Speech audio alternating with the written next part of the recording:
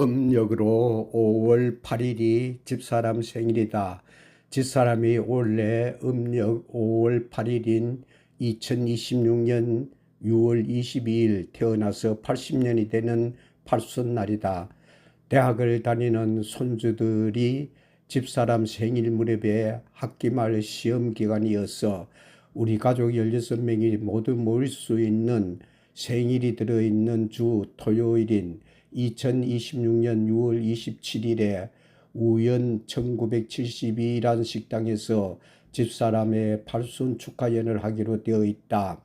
나는 일본의 압박에서 벗어난 다음해인 1946년 음력으로 5월 29일에 나의 고향 예천군 지보면 어실리 큰 어지리에서 5남매의 맏아들로 태어났다.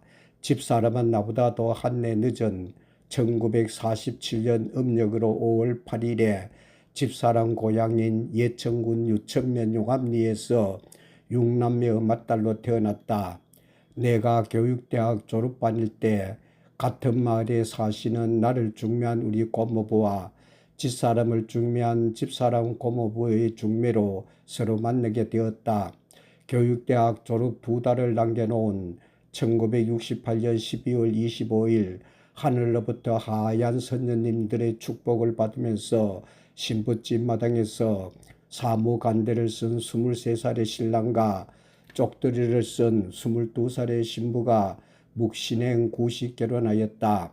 나는 묵신행 구식 결혼하고 2달 후인 1969년 3월 1일자로 나의 고향면 옆에 있는 포양초등학교의 첫 발령을 받아 학교 옆에 방을 얻어 자취하였다. 자취하니 너무 힘이 들어 4개월 14일간 포양초등학교에 근무한 후 1969년 7월 15일자로 나의 고향면에 있는 지보초등학교로 이동하였다.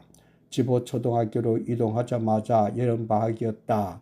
첫 여름방학 때 우리 마을에서 가장 높은 집인 고향집에 갱이와 삽으로 나 혼자 한 달 동안 우물을 팠다. 내가 우물을 판 이유는 우리 어머니가 마을 한가운데 있는 공동 우물에 눈이 내린 겨울날 새벽에 물을 길어오다가 눈길에 미끄러져 넘어져 오른쪽 손가락 중지와 엄지가 오그라들었기 때문이다. 그리고 1969년 10월 25일에 묵신행 결혼한 집사람이 우리 집으로 오는 우리 집 결혼식이 예정되어 있었기 때문이다.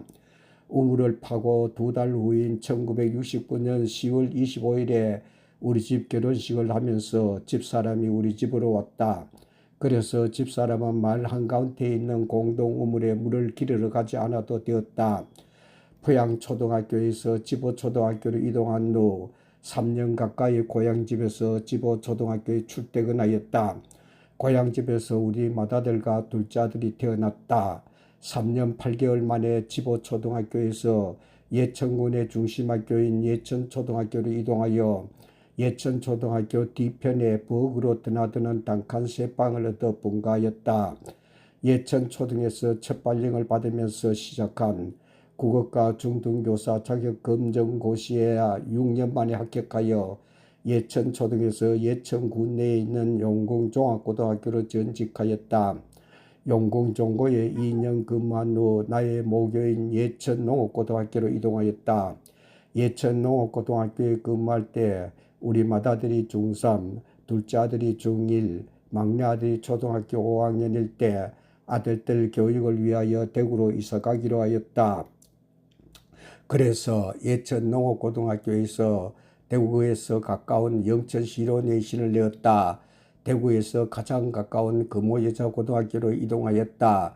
그래서 예천에서 40년까지 살다가 대구로 이사와서 지금 내가 사는 범어이동에서 40년 가까이 집사람과 함께 살고 있다. 지난해인 2025년 음력 5월 29일에 나의 팔순 생일이었다. 그리고 올해 2026년 음력으로 5월 8일이 집사람 팔순 생일이다. 내가 교육대학을 졸업하고 초, 중, 고 15학교에서 42년간 근무한 후 내 나이 65세인 2011년 2월 14일 영천여자중학교 대강당에서 교장으로 정년퇴임식을 하였다.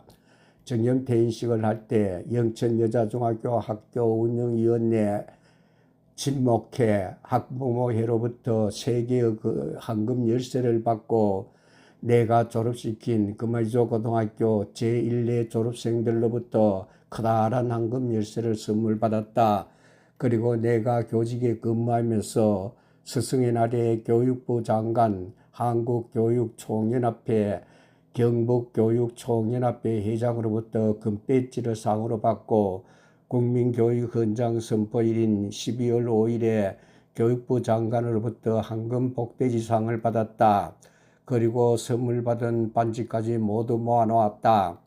내가 모아놓은 황금으로 집사람 팔순 생일에 집사람 목걸이와 우리 손주 8명에게 금반지를 선물하고 싶었다. 그래서 집사람의 팔순 생일 한 달 전부터 대구역 부근에 있는 동성로 금방을 돌아다니면서 금방 사장님들과 2차례 상담하였다. 상담한 결과 손주들 8명의 반지와 집사람의 목걸이를 만들려면 많은 금이 필요하다고 하였다. 그런데 내가 받은 황금 열쇠가 몇 돈이 되는지 정확하게 알 수가 없어서 상담이 어려웠다. 우리 집은 단독주택이다. 그래서 금으로 만든 집사람 결혼 반지와 목걸이는 오래전에 남유럽 여행을 다녀오니 도둑이 들어와 모두 가져갔다. 그래서 정년퇴직하고 받은 황금 열쇠는 집사람이 아파트에 사는 우리 맏아들에게 맡겨놓은 것 같았다. 그래서 집사람 팔순 생일에 집사람 목걸이를 선물하고 싶어 집사람 팔순 생일 일주일 전인 6월 14일 일요일에 맏아들에게 전화하기로 하였다. 그런데 6월 14일 일요일에 10시까지 오전 글을 쓴 후 낮잠을 자고 11시에 일어나 오전 두 번째 글을 정신없이 쓰고 있는데 서재 방문이 열렸다. 맏아들이 와서 인사를 한다. 어쩐 일이냐고 물었다. 골프를 치고 오는 길이라면서 아버지 어머니와 함께 점심 식사를 했고 왔단다. 그래서 쓰던 글을 중단하고 거실로 나왔다. 거실에서 내일 월요일 너희 병원에 스캐닝을 하러 가면 되겠느냐고 물었다. 오라고 하였다.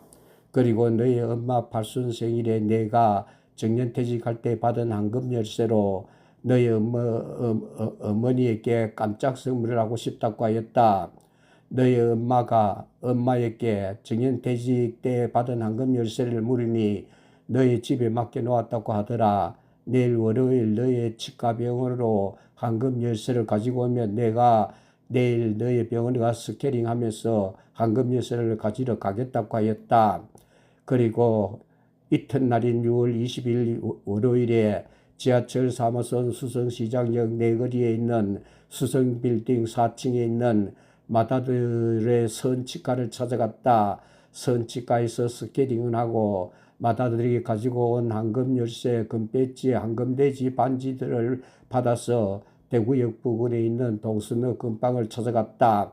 금거래소에 들어가 내가 가진 금을 종류별로 모아서 무게를 재보았다. 행운의 열쇠 4개 16.5돈, 반지 2개, 황금 복돼지 1개 5.72돈, 상으로 받은 금배지 3개와 18K 진주반지 1개 3.08돈, 합계 25돈이었다. 지난 금요일에 운경대학에서 강의가 있었다. 반은 씨가 목에 금 목걸이를 걸고 있었다. 그래서 씨에게 금 목걸이에 관하여 물어보았다. 씨가 자기 집에 있는 금들을 모두 가지고 지하철 1호선 중앙로역 부근에 있는 정보석 금은방에 갔단다. 정보석 금은방에서 가지고 간 금을 녹여서 금 목걸이를 새로 만들었다고 하였다. 그래서 나도 내가 정년퇴직할 때 받은 황금 열쇠로 집사람 목걸이를 선물하기 위하여 씨에게 정보석 금은방의 전화번호를 물었다. 자기 집에 가보아야 알 수 있다 하였다. 씨가 집에 가서 문자 메시지로 정보석 전화번호를 보내주기로 하였다. 그 이튿날 씨로부터 받은 전화번호로 정보석 금은방에 전화하였다.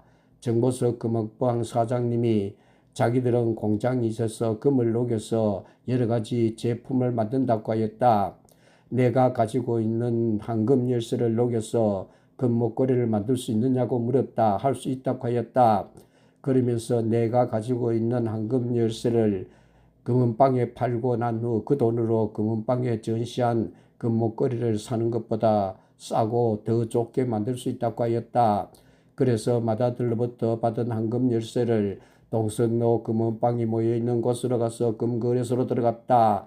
금거래소에서 내가 가지고 있는 금의 돈수를 확인하고 운경대학 씨가 말했던 지하철 1호선 중앙로역 부근에 있는 정보석 금은방으로 가기 위하여 시내버스를 탔다. 중앙로 부근에 있는 시내버스 정류장에 내리니 정보석 금은방을 찾을 수가 없었다. 그래서 정보석 금은방 사장님께 전화했다. 정보석 금은방 사장님이 옛날 동화백화점 자리로 오라고 하였다. 자기가 동화백화점 앞에서 기다리겠다고 하였다. 전화를 끊고 옛날 동화백화점으로 찾아갔다. 옛날 동화백화점 자리에 새로 높은 건물을 짓고 있었다. 사장님이 나와서 기다리고 있었다. 사장님의 뒤를 따라가니 가까운 거리에 정보석 금은방이 있었다.